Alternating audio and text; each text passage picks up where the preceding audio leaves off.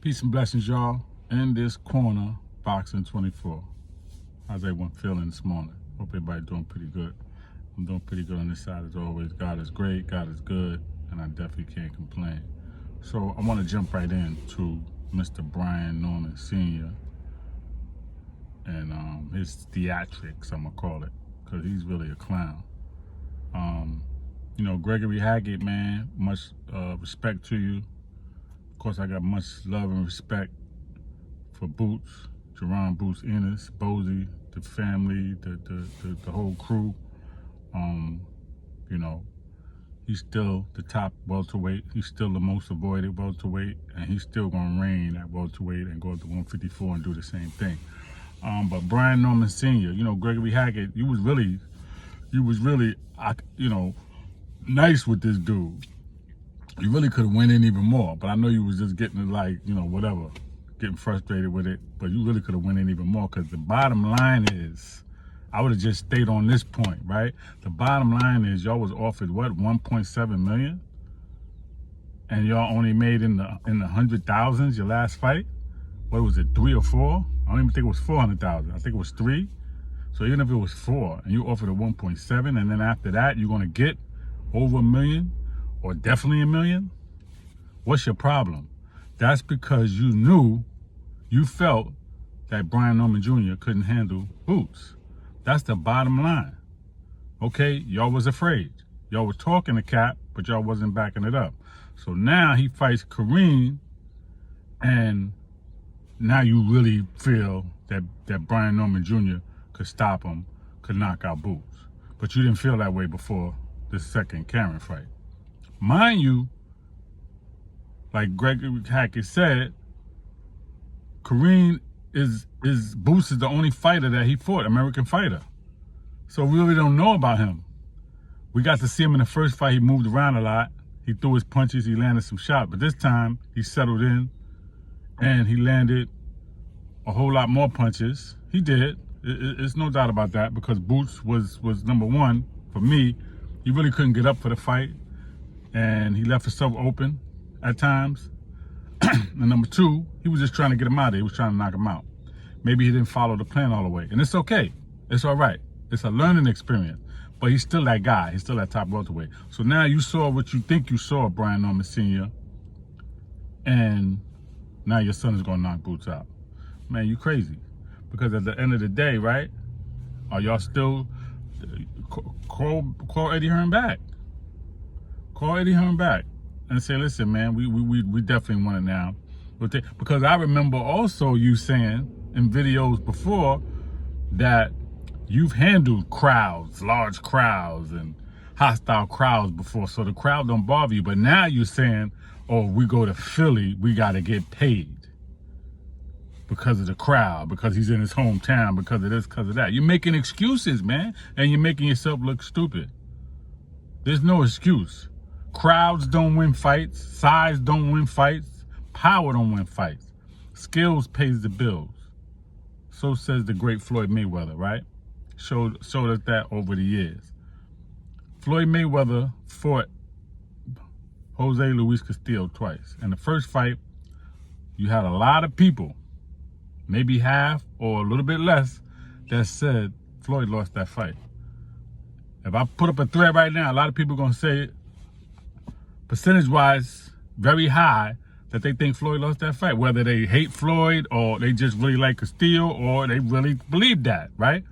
I said Floyd won, but it was very close. I'm not going to front. It was very, very close. And if that fight would have been a draw, you really couldn't complain. The second fight was close as well, but Floyd pulled it out. It definitely was no controversy about it, but that first fight could have been a draw. There's no doubt about it. So sometimes you have a fighter that just, you can't overwhelm. You can't beat him like that. And Kareem could be that fighter for Boots. But again, could be, because I think Boots was just trying to get him out of there. He was frustrated, and he really wasn't up for him anyway. Okay, because he fought him already, and he beat him already, and he didn't know what he was coming with. So now this time he doesn't move around. He settles in. He hits him with shots that Boots wasn't really ready for, and then because he's trying to knock him out, it's like, it's just a catch-22 with it. So my thing is now, Brian Norman Sr., you made your excuses, you said what you said, so now settle in, man. Boots is ready to fight. Okay? He got past Kareem now twice. At the end of the day, he beat him. You could talk about the scores, was ridiculous, was this and that, 119, 109, 107, whatever, man. Whatever you want to say, but the bottom line is he won the fight convincingly. Okay, if you want to give Kareem 1 or 2 rounds, you can do that if you want. I don't know that he won a whole round. He won some of a round because he hit him, with shots and rounds. But if you want to give him that, okay, but it still was a unanimous decision. He didn't win 5 rounds. Okay, so at the end of the day, and if he won 5 rounds, it still would be unanimous, 7-5, but he didn't win that. So that score wasn't outrageous.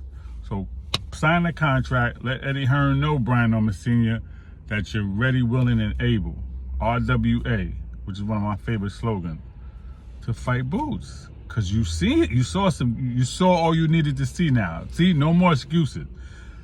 You say you didn't make excuses the first time. It was about the money, it was about this and that. So now you're going to say the same thing, right? You're trying to get the most for your son. You're not going to get. You're getting ready to fight. Are you getting that money? And that fight was postponed, right? Now you have a new date. So now, are you getting ready to make close to what you was going to make with Boots? No, you're not. So stop lying to yourself and to the people. That what you was offered to fight Boots, you may not even get that offer again. But if you do, man, jump on it. And let your son get in there and work until he gets stopped, because he's going to get stopped. Like Gregory Hackett said, show me his best performance on ESPN, except that last fight with the Santillan. And yeah, that was a good fight, but he was getting touched too. And then there was another fight, I forget the name, where he was getting touched up so much he could have got stopped. So, cut it out.